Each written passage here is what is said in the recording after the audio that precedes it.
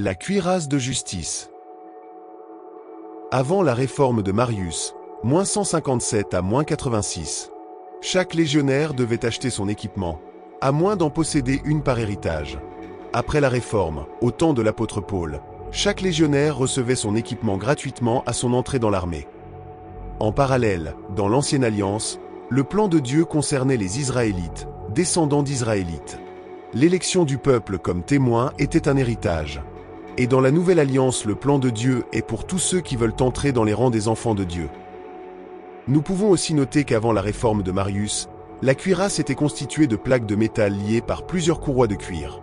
Après cette réforme, la cuirasse se composait de 2 pièces assemblées de lanières de cuir. Celui qui la portait avait besoin d'une tierce personne pour la lui mettre. Avant le Christ, la marche avec Dieu reposait sur de nombreux sacrifices et commandements. Et après l'œuvre de Jésus-Christ, la marche repose sur la justification en Christ et la sanctification. De même, la pièce de la cuirasse protégeant le dos symbolise la justification, qui assure nos arrières, et la pièce thoracique symbolise la sanctification, qui permet d'avancer. Dans le livre de Job au chapitre 5, verset 17, il est écrit « Heureux l'homme que Dieu châtie. Ne méprise pas la correction du Tout-Puissant. » Le mot « châtie » en hébreu est « yakar » qui signifie « justifier ou faire justice, raisonner ». Et le mot « correction » Mouzaour en hébreu signifie avis, leçon, enseignement, instruction morale. La correction de Dieu n'est rien d'autre que la justification, suivie de la sanctification. Dans Ésaïe chapitre 59, verset 17, il est écrit « Il se revêt de la justice comme d'une cuirasse ». Le mot pour cuirasse en hébreu sont chirion, chirian, chiria et chiriona. La racine commune de ces mots est chara, qui signifie libérer, rendre libre. Et le deuxième sens est avoir un avenir. Dieu veut nous donner, à travers sa justice, la liberté. Et à travers la sanctification, Dieu veut nous donner un avenir.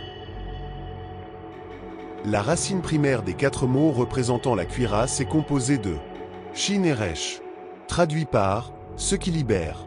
Et le Yod représente le Messie. Ainsi, ce qui libère, c'est le Messie. Le mot cuirasse, en lui-même porte la notion de la libération en Christ.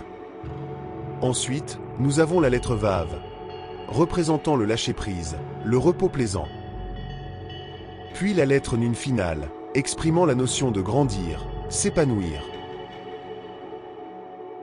Ici, dans le mot Shiria, nous avons la lettre E. Cette lettre représente la vie et l'esprit vivifié.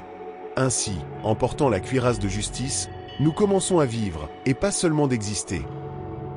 Le 4e mot, Shiriona, dont les 2 dernières lettres sont Nun et, représente l'état d'être, à nouveau, jeune, alerte, aimable. Fonder une habitation nouvelle. Établir un troupeau nouveau. On y voit la nouvelle naissance. En conclusion, dans le mot cuirasse nous avons, prophétiquement, tout le plan de Dieu pour notre justification.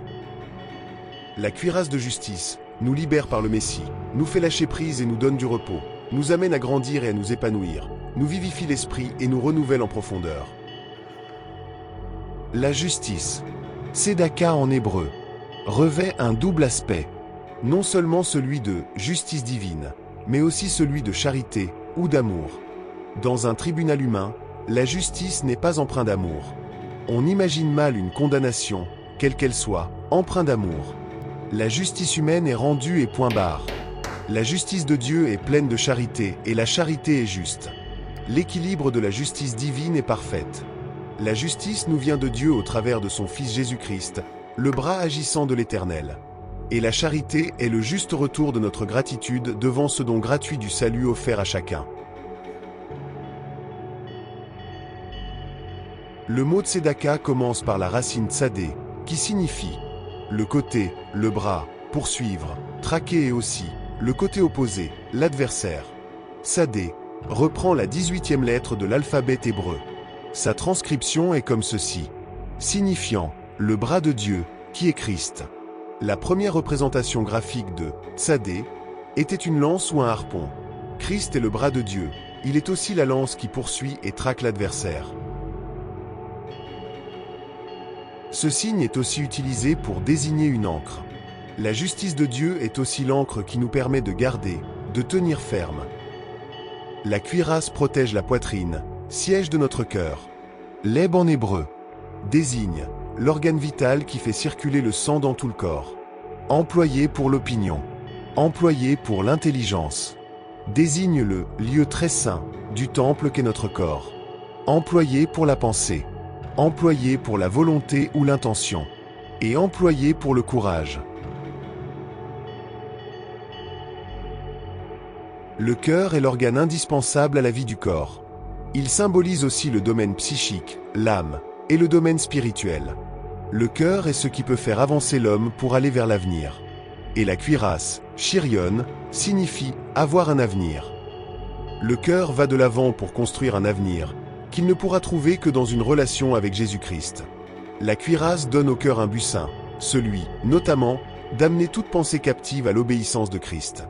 Dans Deutéronome chapitre 6, verset 5, il est écrit « Et tu aimeras l'Éternel, ton Dieu, de tout ton cœur. » La cuirasse, c'est-à-dire la justice de Dieu équilibrée par sa miséricorde, protège nos raisonnements qui nous amèneront à avoir des opinions claires et fondées sur la vérité. La cuirasse de la justice est une construction avec Dieu, par le don gratuit du salut, et par la volonté de marcher avec Dieu avec la charité divine dans notre vie. La cuirasse est aussi une arme que Dieu utilise contre l'ennemi et est une protection de notre fort intérieur. Dans le combat spirituel, nous avons à demeurer dans les promesses de Dieu, en particulier la justification acquise. C'est lui qui combat pour nous. Ésaïe 49, 25.